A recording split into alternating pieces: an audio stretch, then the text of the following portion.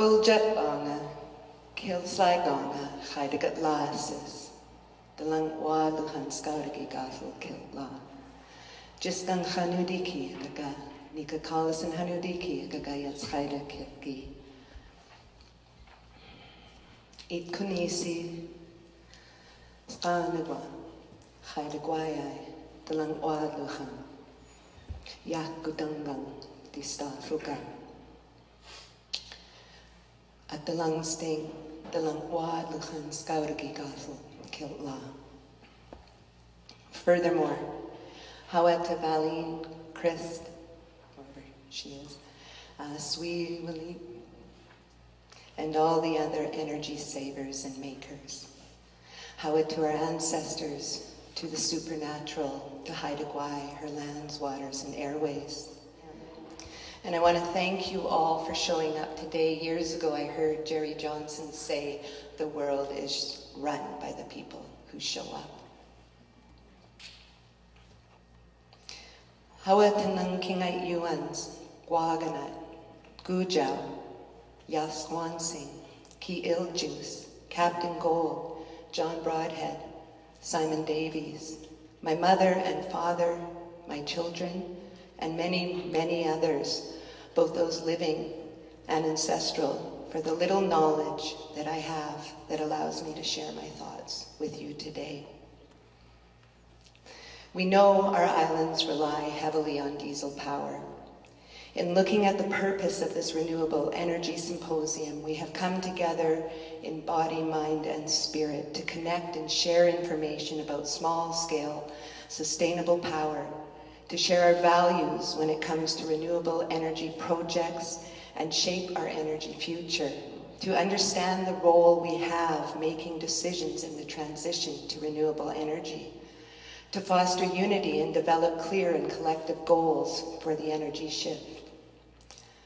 Hlk'yak'ii, to start a fire. Our ancestors created energy in many ways, including striking the right rocks together, rubbing the right wood together in order to create a spark big enough to start a fire.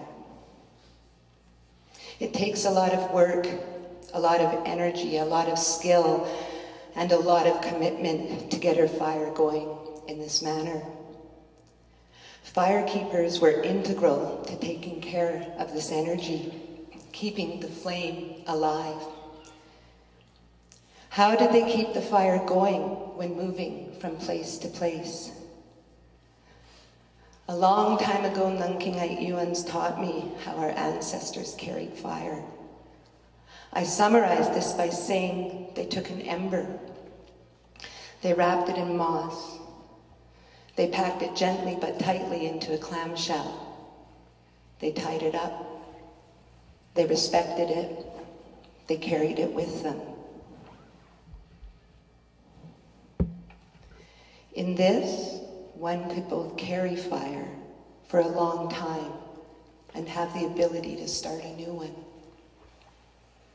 I am taught by my auntie Gwaganat, who learned from Hlk'yak'ii, that we as humans first came out of the air, but we did not survive.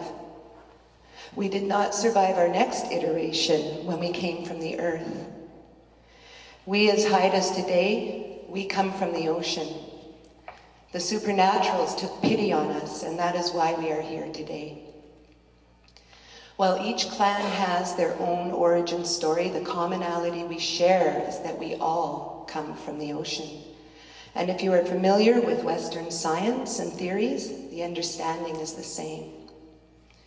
As Haida oral histories tell us, we have lived through vast changes in environmental conditions over millennia. Environment dictates who we are. We have lived as grasslands people, Iceland, ice people, and today ocean people. How did we live through these incredible changes? Through understanding, responding, and adapting to our environment, living with the life Haida Gwaii gives us. By understanding we must take care of these gifts and surviving through the wisdom and guidance of the supernaturals and the tools our ancestors leave us continuously. That being said, we are not perfect, and we must always remember this.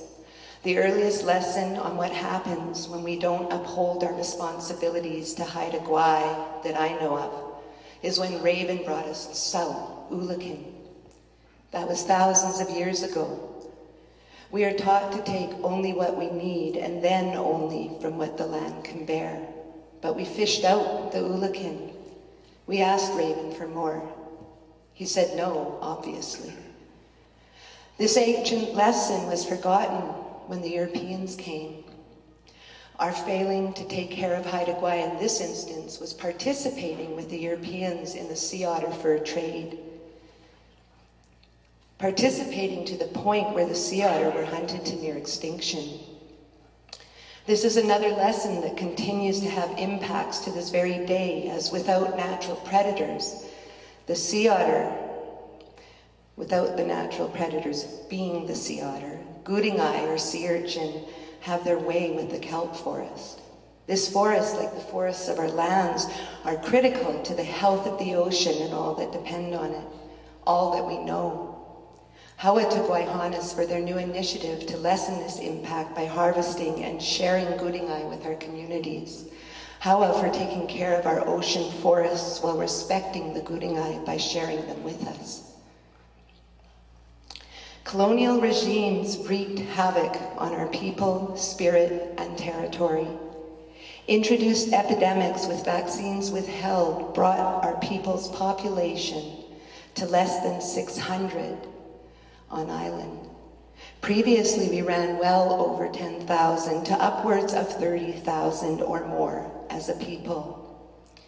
The Indian Act and residential school systems denied too many from their family and greater community. These mechanisms tried to keep us from our lands and waters. They outlawed our social, economic, and legal systems. The colonizers tried to destroy our spirit, our identity, our Haida-ness, our responsibility to Haida Gwaii, the supernatural, and each other. But amazingly, our surviving ancestors not only survived, many thrived, and they navigated Key'l'jis, however that word. Almost all 600 of them remaining navigated this. They worked very hard together so that we could be here today. That we could be here today talking about our responsibilities, and that we can do this important work with our Canadian friends here on Haida Gwaii and beyond. How did our ancestors do this? Many have told me our ancestors' abilities to adopt new things that worked to their benefit, that they were able to adapt it to a Haida way of being. This practice continues. I have seen this time and time again growing up, watching our elders, watching our leaders, watching our greater nation.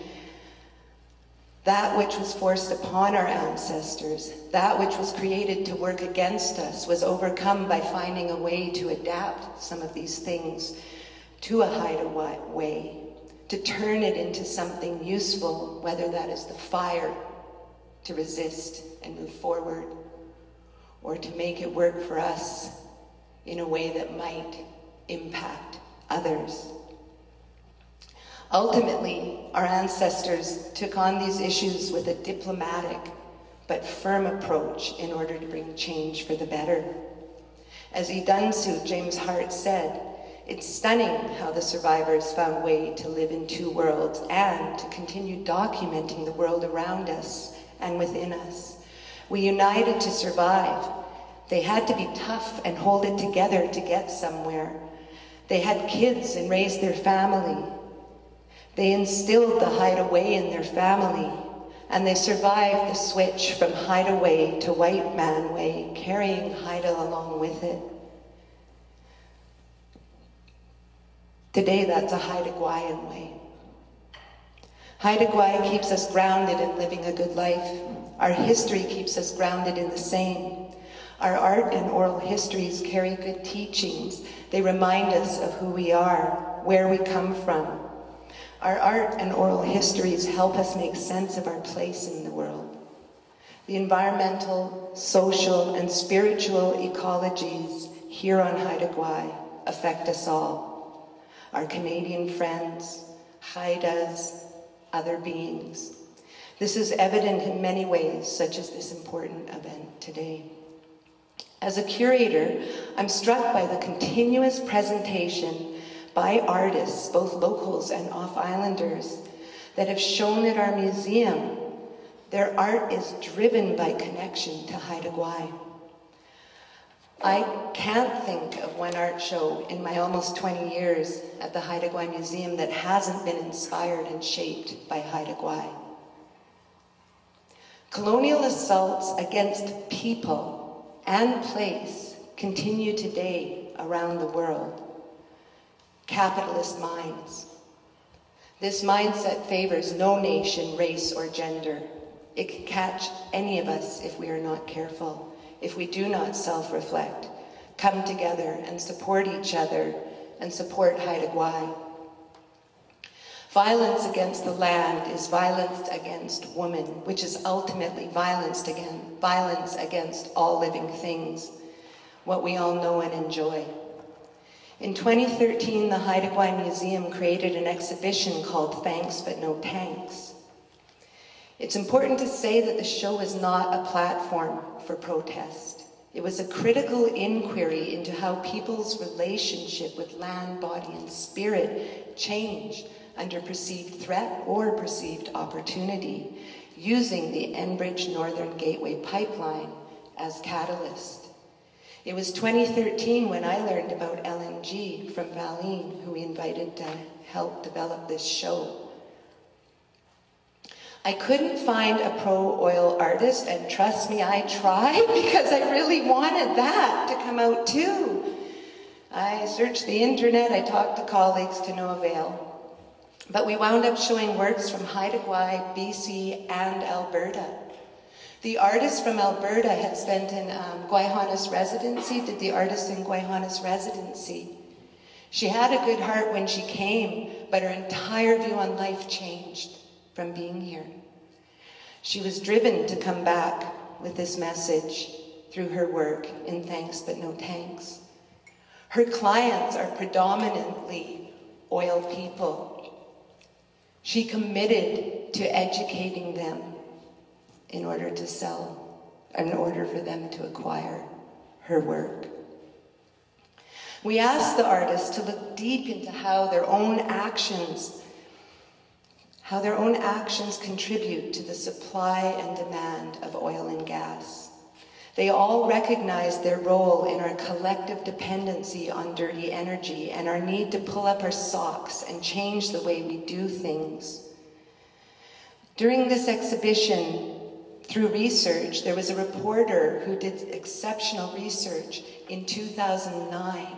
And in 2009, the amount of world use of oil in a day equaled 6 hours of Niagara Falls running.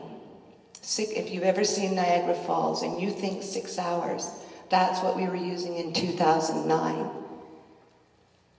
Near 10 years later, I'm convinced it's gone up a lot.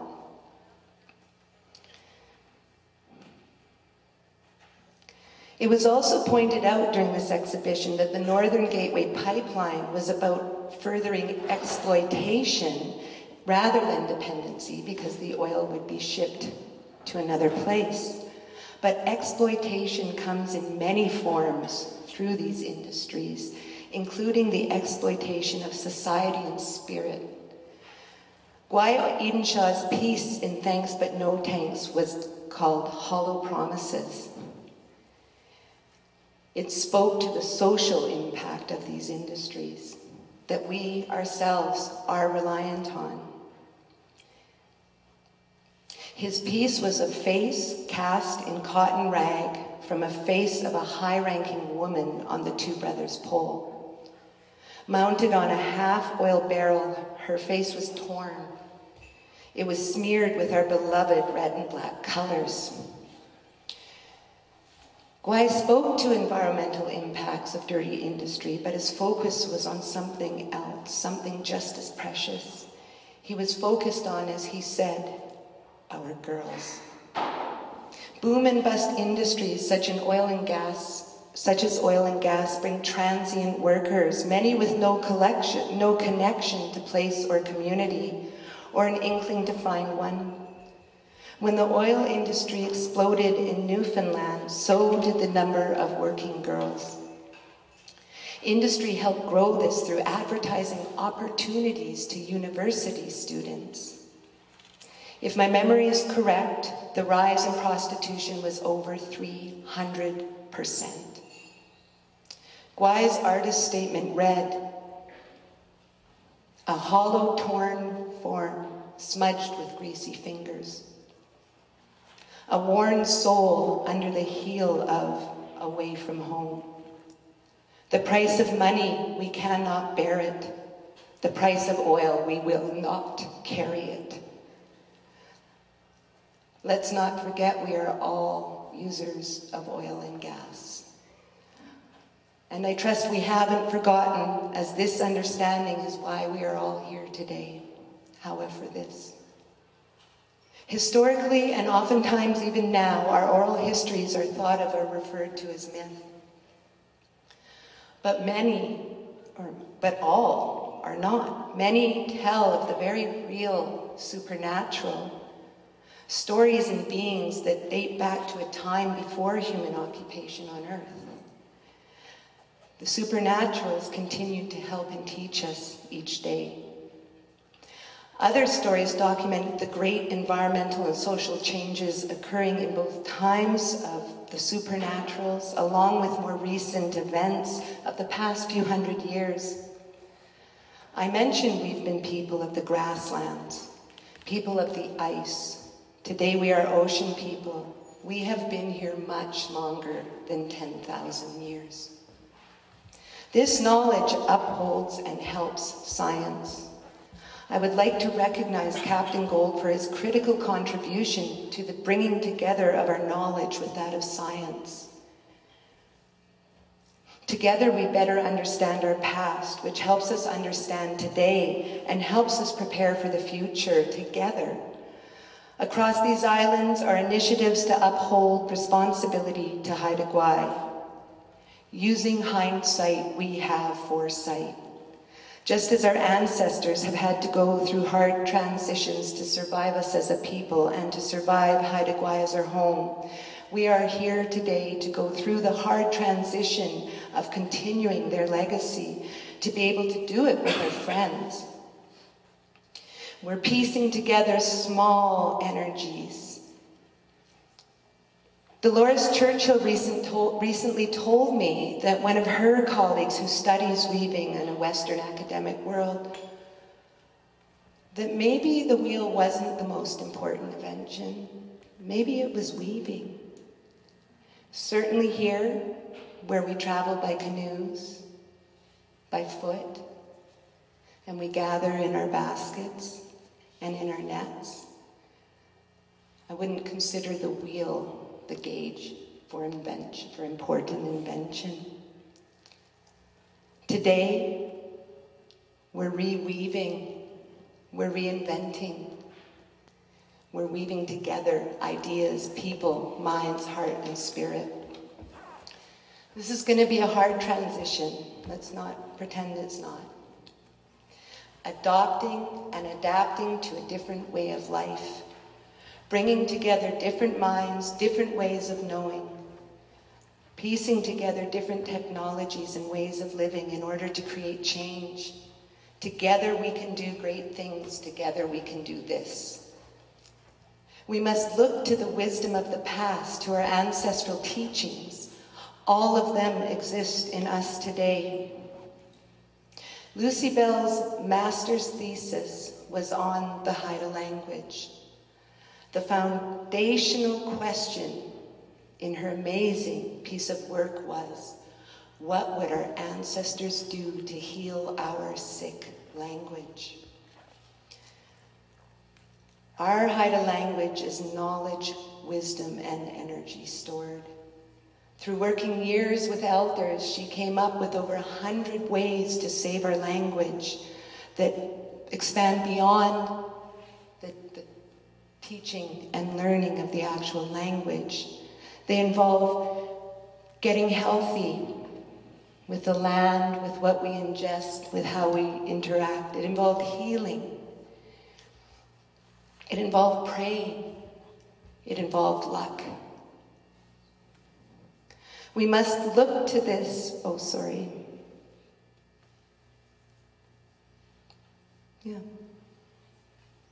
We must look to this and through it to answer another question. What would our ancestors do to save our sick lands, waters, and airways? Our responsibility goes beyond Haida Gwaii. What would our ancestors do to save our sick world? I applaud the many from our islands and from far away who are looking at local and worldwide initiatives. In the beginning, it was both light and dark, they say.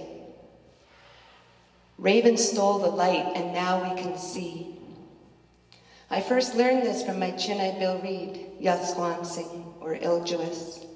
He learned it from Henry Young, one of the last formally trained oral historians on Haida Gwaii. As Terry Lynn Davidson recently said, do not let this act of Raven have been in vain.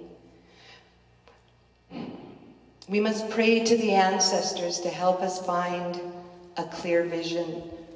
We must ask the supernatural beings for help. Symposium, power of the shining heavens, please shine light on what we need to do. Help us, ancestors. Help us, supernaturals. Feed them through the fire. Don't forget to feed our ancestors. They need energy to help us, to help Haida Gwaii. The southeast wind challenges us and helps us. Let this wind propel us in finding new ways. Let the light Raven brought help us find new ways. Let the tides which run the timing of our lives help us find new ways. Let new materials and new technologies be adopted and adapted to a Haida way of being, to a Haida Gwaii way of being, to help us find new ways. 4 Haida ways of being have been offered as the foundation for this gathering. There are ways we can all embrace. Yahkudang, respect. Hlk'yak'ii, ask first. Hlk'yak'ii, make it right. Everything depends on everything else. My Auntie Gwaganat and Gujau taught me that the supernaturals taught us everything we know about how to coexist with Haida Gwaii, how to appreciate what Haida Gwaii offers. Gwaganat also taught me about the first meeting held after our ocean origins, as told to her by old Solomon Wilson. This meeting was still in the time of, and of course inclusive of, the supernaturals. She likened it to the first sustainability conference. This is where we learned about, talked about, came together, and agreed about how we would coexist on Haida Gwaii, with Haida Gwaii, and with each other. How we could be good human beings. These and many other teachings were kept intact for us by our ancestors. They passed them down so that we would remember, we would know, and that we must continue to pass this knowledge on. In Haida Gwaii, there is reincarnation. My teaching is you're not the same person over and over again, but that when you're born, you show characteristics of who you used to be. Just like intergenerational trauma can carry down through DNA, so does our wisdom. Look to our ancestors. Listen to the supernatural. Listen to Haida Gwaii. Pray for their help. Continue to learn their teachings. Listen to our elders. Talk to each other as we're doing this weekend, as we're leading up to this weekend, as we'll continue after this weekend. Carry and act on our responsibilities. Think critically. Keep this knowledge and way of being alive. It is a privilege, what we have, a privilege. Through praying to our ancestors, knowing our history and who we are, through listening to our elders, we know why we are who we are. I have seen what change can be made by keeping ourselves firmly rooted in the foundation on which the Symposium is built. The 1985 Hlk'yak'ii stand changed things we might not have ever thought was possible, but our elders trusted in Haida Gwaii and in our culture. These were very hard times, very challenging transitions, as was Island Spirit Rising. And today, while not perfect, as there is always work to do and adaptation, we have Gwaihanas protected. We have groundbreaking, still today they're considered groundbreaking, co-management structures and a fund that contributes to the environmental, social, economic, cultural, and spiritual health of Haida Gwaii. We have made change in the world. During the Hlk'yak'ii stand, the Hopi were watching us. There's a great story by John Broadhead, and my auntie Di about it. But as the essence of it was that what happens on Haida Gwaii will sort of inform what happens to the rest of the world. So it's a great responsibility we have. At the end of the day, it's the work and commitment of the two worlds that we have here coming together that continues to inspire our own work and the world. But there's so much yet to be done. But we have these achievements that we can look at. We know great things are possible, and we know that great things are an ongoing process. We must not only ask what our ancestors would do to heal our sick earth. We must look to Haida Gwaii. We must look within ourselves. The teachings are in us. The knowledge is in us. The fire is in us all. Why are we here today? Because the supernaturals took pity on us. Our ancestors fought for us. Haida Gwaii sustains us. We have to honor this, honor our responsibilities to the earth. We need to give ourselves back to Haida Gwaii. We are all too far away, but we're finding our way back. In talking with Wagana about the possibility of not surviving this long round of being ocean people, we wondered if our next appearance would come through the fire. You've already got the air. You've already got the earth. You've already got the water. If someone had mercy to bring us back, it's got to be fire. And this may happen. But for now, let's keep the fire that we have today alive. Let us carefully carry this fire forward from place to place through journeys in life. Let's keep that spark in our minds and spirit. Let's carry that ember so that we can start new fires along the way. Let us hand this down to the next generation and all that follow. This symposium is weaving us together, weaving us back into the land. We're keeping the fire going. And this commitment has manifested in the People's Clean Energy Declaration for Haida Gwaii. That is amazing. That needs to be shouted out from the rooftop. Not only the declaration, but the reason behind it.